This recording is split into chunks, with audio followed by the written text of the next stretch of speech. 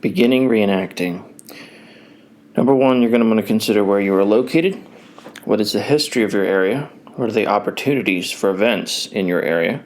What events already happen in your area? And are there historic sites that host events in your area? If there's a historic site that already hosts multiple events a year and it's local to you, that might be better to look into getting involved with than looking for events on the other side of the country where you're going to have a long drive and things like that. Are there historical events that happened in your area that you are interested in?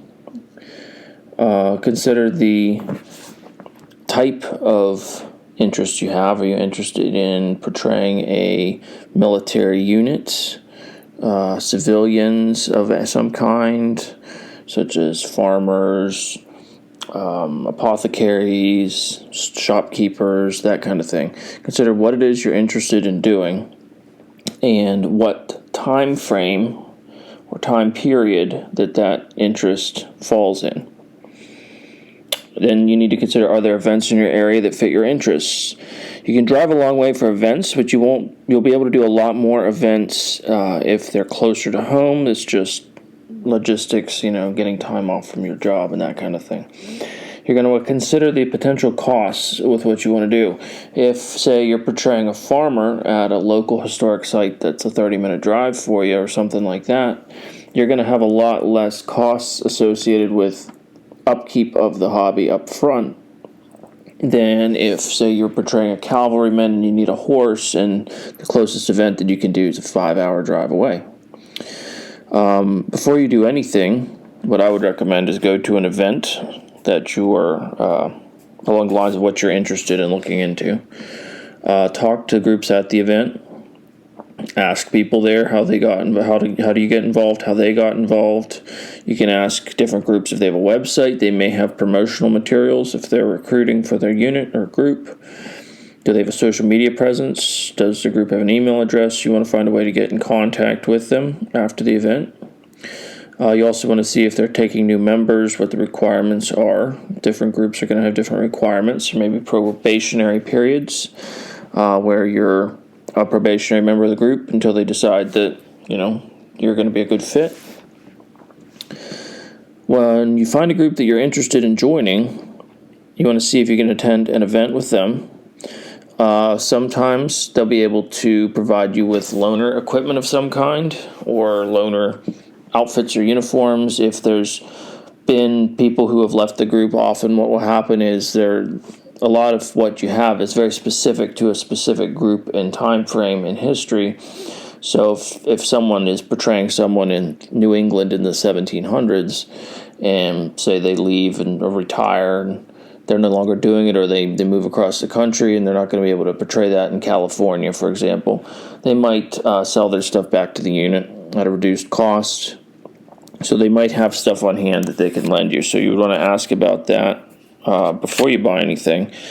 If you have to buy something up front, often most groups will only require you to get the bare minimum amount of things to attend your first event. So like if it's a military group, it would be like your uniform or part of the uniform at the very least, the minimum amount you need to wear at the event. And then as time goes on, you can acquire more of the other things you would need for the impression that you're portraying. So impression is a term that's used among reenactors for the different types of people that you could portray from the past. So you might be a barber, and you'd have all the things to go along with what a barber would do in, say, 1820. Or you could be a soldier in the American Civil War. And so you'd have different people portrayed in different time frames. And when you have all of your stuff assembled and your character developed and all that stuff, they refer to that as an impression. Before you buy anything for any impression, especially if you're doing this with a group and you're not doing it on your own, you want to get a list of what you need and where to buy it, and whatever research they have to back this up before you go and buy anything. Don't just go out and buy things that look right to you. Always double check before you buy anything, because it's very easy to buy something that's wrong for what you need, and it's very hard to resell it after the fact.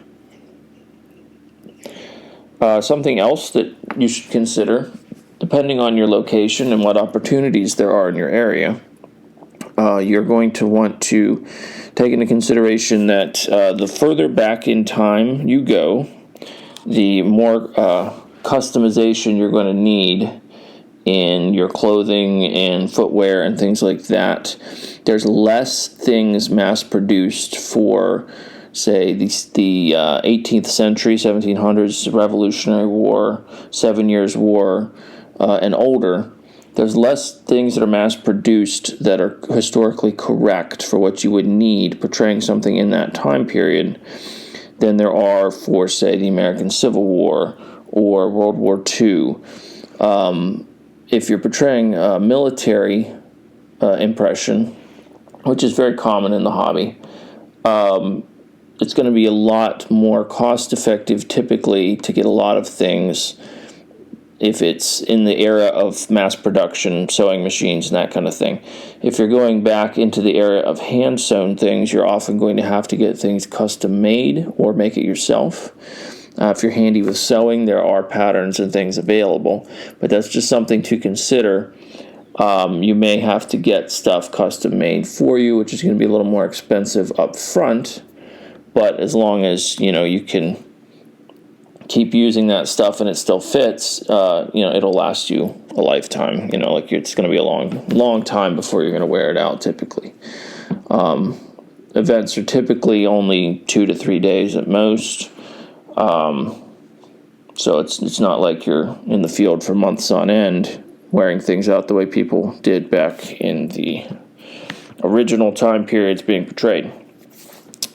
You're going to have a lot more leeway typically in civilian roles as far as the types of events that you can attend than you would military. So in a military reenacting setting, you're going to have military discipline. You're going to have to stay in your assigned areas, that kind of thing. If you're at an event or a site that's portraying civilian day-to-day life, you can find something that you're interested in, like blacksmithing, or there's events I've been to where they split rails for fences, things like that. Find something that is interesting to you and learn as much as you can about it in the time period that you want to portray. You're going to have a lot more leeway, and oftentimes you're not going to need necessarily a group to do it with if you're portraying civilian, like a fur trapper or school teachers. If you find a historic site, there's lots of places around, at least on the eastern seaboard in the United States. There's a lot of places around where there's little villages that have been built, either replicating old buildings or they are original old buildings, and they'll have historical interpreters there to educate the public on different aspects of life in that time. If that's something you're interested in and you're interested in educating the public, that would be something to look into. There's a lot of reenacting, though, that is focused on battles and military history, in different time periods and parts of the world. So what you got to do is you got to figure out what it is you're interested in. Is there opportunities for it near where you are located? And talk to groups at the events. The best thing you can do as far as getting involved is go to an event and talk to the reenactors there. Even if it's a group that you don't end up wanting to be involved in, they may be able to point you in the right direction to find what it is you're looking for, because there is a lot of overlap between different time frames and time periods among reenactors, because a lot of men and women both will portray different time frames, different impressions of different things in different time frames. Most people you find in the hobby are historical enthusiasts of some kind, and they have very wide-ranging interests into a variety of different topics. I know people who have done everything from the American Civil War to the 1920s Prohibition era, World War II farming displays, 18th century. There's even people in the U.S. That I'm aware of that portray the Polish winged hussars from the 1600s. That's obviously going to be a pretty niche time frame and impression to portray, depending on where you are in the world. Obviously, if you were in Poland, that might be more common than, say, eastern seaboard of the United States, but you can find a way to portray pretty much anything you're interested in. It's just a matter of how many opportunities you're going to have and how many other people you're going to be able to find to do it with. So, something to consider. Anyway, thanks for watching, and I'll look forward to seeing you all in the next video.